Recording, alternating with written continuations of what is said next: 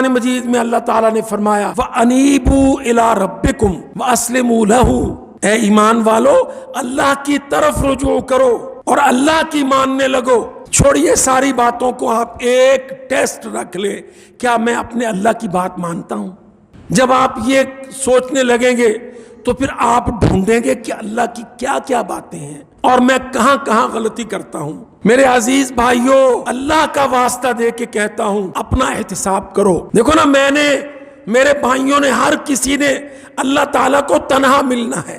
سانس نکلتے ہی ہم اپنے سب خیش اقارب اہل دنیا سے، قرابت داروں سے منقطع، پھر میں اور میرا رب، تیسرا تو کوئی ہونا ہی نہیں۔ یہ تو بیچارے بھولے لوگ ہیں نا، جنہوں نے قوالیوں میں، نعتوں میں، نظموں میں یہ کہہ رکھا ہے کہ جب قبر میں یوں ہو جائے تو سرکار تشریف لے آنا، وہاں مجھے دلاسے دینا۔ یہ تو سارے بچگانہ سی باتیں ہیں نا، قرآن و حدیث میں تو اس کی کوئی گارنٹی نہیں ہے۔ اللہ تعالیٰ نے انبیاء علیہم السلام کو، امتوں کو قبروں میں آ کے بخشوانے کا ٹھیکہ نہیں دیا۔ صاف سن لو، یہ جو ہمارے ذہنوں میں ہے، نظمیں بھی بنی ہیں، جب مشکل گھڑی آ جائے قبر میں تو آپ تشریف لانا، یہ ہم سفارشی دنیا کے لوگ ہیں۔ یہ ہماری یہاں کی عادتیں ہیں کہ وائوا ہونے لگا، انٹرویو ہونے لگا، ریٹن ٹیسٹ ہونے لگا تو ہم نقل چور، سفارشی۔ یہ اللہ کا نظام نہیں ہے۔ کلیئر کر لو اپنے مائنڈ سیٹ کو، کرسٹل کلیئر، اس تصور کو اللہ کے واسطے اپنے ذہن سے دور کر دو۔ انبیاء کا کام زندگی، قبر میں نہیں، وہاں عمل۔ ہمارے مولویوں نے ہمیں دھوکہ دے رکھا ہے، ہمارے نعت خان لوگوں نے، ہمارے نصرت فتح علی خان جیسے لوگوں نے، بے شمار قوالوں نے ہمیں دھوکہ دے رکھا ہے کہ وہاں سرکار قبر میں آ جائیں گے، بیڑا پار کرا دیں گے، مجھے میرے ڈیرے تک چھوڑ دیں گے۔ بھائی وہاں سرکار اللہ ہے۔ ہم تو بھولے سیدھے لوگ ہیں نا، ہمیں تو یہ بھی نہیں پتا کہ ہم سرکار کس کو کہتے ہیں، کون ہے سرکار، کیا لفظ ہے سرکار؟ سرکار کام کے اوپر کون ہے؟ یا اللہ یا اس کے فرشتے؟ وہ آ کے پوچھیں گے بول من ربوں کا، ماں دینوں کا، من نبیوں کا۔ ریکارڈ بھی ساتھ ساتھ چلے گا، سابقہ پرنٹ بھی چلے گا۔ یہ بخشوانے، سفارشیں کروانے کے جتنے موہوم دھندلے تصور ہمیں ہمارے ملاؤں نے، مولویوں نے یا پیران نے پیش کر رکھے ہیں، اللہ کی قسم آیت الکرسی پر پیش کر ان کو۔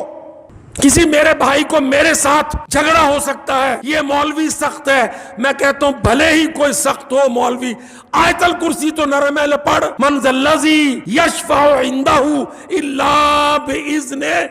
جو حق سفارش ہے انبیاء کو اذن اللہ کے اذن کے ساتھ ہوگا، اور اللہ کا اذن تب ملے گا جب تو لازمی سوالوں میں پاس ہوگا، آپشنل سوالوں میں کہیں کمی بیشی رہ جائے گی، اللہ کا اذن مل جائے گا کہ عقیدہ اس کا ٹھیک ہے، ویژن اس کا ٹھیک ہے، توحید اس کی ٹھیک ہے، باقی عملوں میں کمی ہے، کوتاہی ہے، اللہ تعالیٰ یقیناً اپنے انبیاء کو حق شفاعت دے گا۔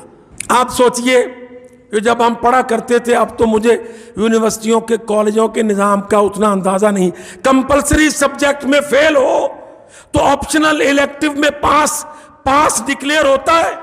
مجھے یاد ہے جب پڑھتے تھے ہم تو 200 نمبر کی بدبخت انگریزی اور 200 نمبر کا کوئی اور سبجیکٹ کمپلسری، اور جو اس میں فیل وہ فیل۔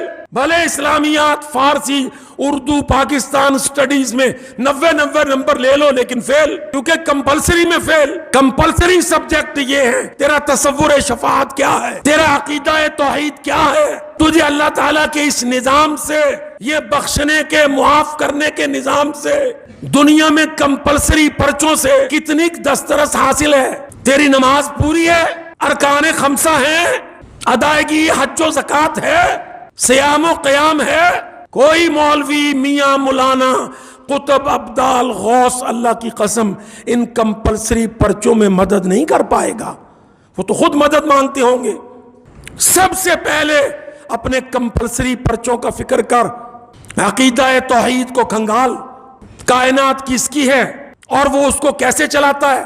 میں اللہ کا واسطہ دے کے کہتا ہوں، کوئی حنفی، وہابی، سنی، سلفی تقسیموں میں نہ آؤ، اس بات کو قرآن سے سمجھو، کائنات کس کی ہے اور وہ اس کا تدبیر کیسے کرتا ہے۔ بہت بڑی کائنات بے مقصد نہیں ہے، یہ زمین و آسمان، یہ شجر، حجر، مدر، وبر، یہ تو اور میں، تیرے میرے ماں باپ، میری اولاد، یہ کل بنی آدم مخلوق کس کی ہے؟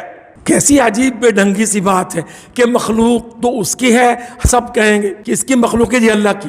اچھا وہ اس مخلوق کی تدبیر کیسے کرے گا کہ جی اس نے پیران کو، خانقاہوں کے درباری لوگوں کو، اس نے قطبوں کو، ابدالوں کو، غوثوں کو ٹھیکے پہ رکھ رکھا ہے۔